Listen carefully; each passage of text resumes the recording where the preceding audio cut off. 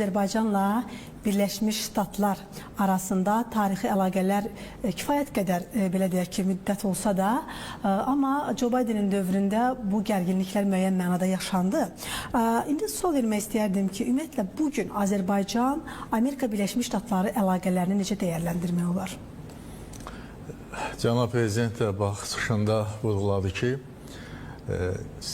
avqust ayının 8-də Vaşinqtonda tarixi razılaşmalardan biri də odur ki, Birləşmiş Ştatlar və Azərbaycan arasında strateji işçi qrupu formalaşdırılıb. Onların məqsədi yaxın zamanda Azərbaycan və Birləşmiş Ştatlar arasında strateji tərəfdaşlıq xaritəsinin hazırlamaq və onun imzalanması gündəmdədir. Və belə bir sənədin hazırlanması və onun müzakirəsi, onun gələcəkdə qəbulu, təsdiqlənməsi nəticə etibarilə rəsmi Bakı-Vaşinqton münasibətlərinin keyfiyyətcə yeni mərhələyə qaldıracaq. Və bu deməkdir ki, strateji tərəfdaşlı münasibətləri beynəlxalq münasibətlər sistemində elə bir münasibətlər hesab olunur ki, fundamental məsələlərdə biz ortaq mövqedən çıxış edək. Və Azərbaycan Birləşmiş Ştatlarla fundamental məsələlərdə ortaq mövqeyini dəfələrlə ortaya qoyub. Enerji təhlükəsizliyi məsələlərində, asimetrik təhdidlərə qarşı mübarizə məsələlərində, beynəlxalq terrorçuluğa qarşı mübarizənin mən xüsusi baxımdan qeyd edirəm, Azərbaycan və Birləşmiş Ştatlar yaxın tərəfdaş kimi çıxış ediblər. Amma məlum sənədin imzalanmasından sonra təbii ki, münasibətlərimiz yüksək səviyyəyə qalxacaq və tarix onu göstərir ki, iki dövlətin münasibətlərinin yüksək səviyyəyə qalxmasında dövlət başçılarının yüksək səviyyəli münasibətləri xüsusi rola, xüsusi çəkiyə malikdir. Və eyni məntiqlə yanaşdıqda 8 avqust danışıqları və eyni zamanda Cənab Prezidentin New Yorkda Birləşmiş Ştatların prezidenti ilə onun qəbulu zamanı apardığı diyaloq bir daha sübut etdi ki, dövlət başçılarının bir-birinə çox böyük rəğbəti var. Və Donald Trump, dünyanın fövqəladə dövlətinin prezidenti, Azərbaycan dövlət başçısı haqqında söylədi ki, bu hələ 8 avqustda, ki siz çox güclü və ağıllı lidersiniz.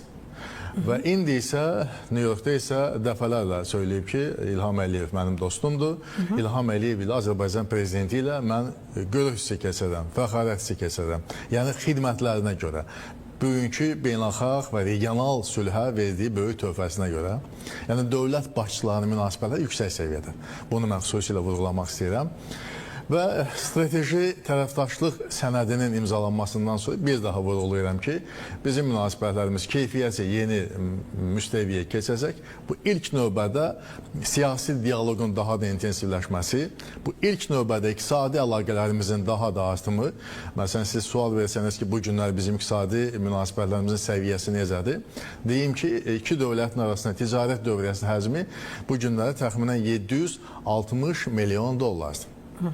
Mən yanvar-iyul aylarını nəzərdə tuturam, bu ilin ərzində və bunun da ki, təxminən 720 milyon tonu, daha milyon dollardan artıq hissəsi Azərbaycan idxalıdır. Təxminən 42 milyon dollardan çox isə bizim deməli ixracımızdır. Yəni gördüyünüz kimi balansda Birləşmiş Ştatlardan gələn idxal daha böyük üstünlük təşkil edir və gələcəkdə isə bizim bu sahədə əməkdaşlığımızın daha da genişləndirilməsi niyyəti var.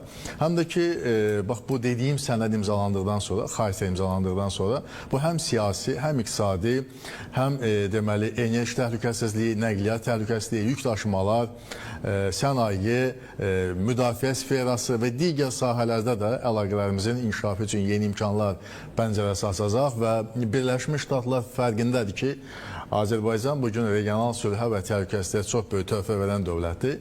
Və nəzərə alsaq ki, Azərbaycanın həm də Birləşmiş Ştatlar üçün cəlbedici ola biləcək bir infrastruktur potensialı var.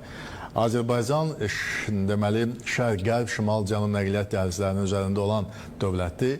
Eyni zamanda 2022-ci ildən bəri, yəni Rusiya-Ukrayna müharibəsi başlayandan bəri Azərbaycan orta dəhliz dövləti olaraq da statusu daha da yüksəlib və bilirsiniz ki, artıq orta dəhlizlə daşınmalar 2022-ci ildən bəri 90% artıb.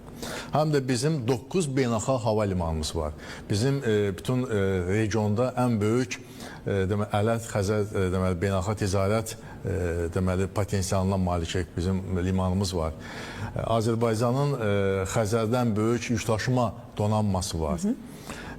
Bizim yükdaşıma üzrə avia şirkəti, bizim avia imkanlarımız da, daşıma imkanlarımız da kifayət qədər böyükdür. Yəni bütün bu cəhətlər, bütün bu potensial imkan verir ki, Vaşinqton Azərbaycana bax beləcə münasibətləri daha da inkişaf elətdirsin. Təbii ki, coğrafiya da öz rolunu oynayır. Bizim hansı coğrafiyada yerləşdiyimiz də bəllidir və Vaşinqtonda çox gözəl bilirlər ki, Azərbaycan prezidenti müstəqil və Azərbaycan xalqının milli maraqlarına uyğun siyasət həyata keçir və bu siyasət hər hansı bir üçüncü dövləti hədəfə almayıb.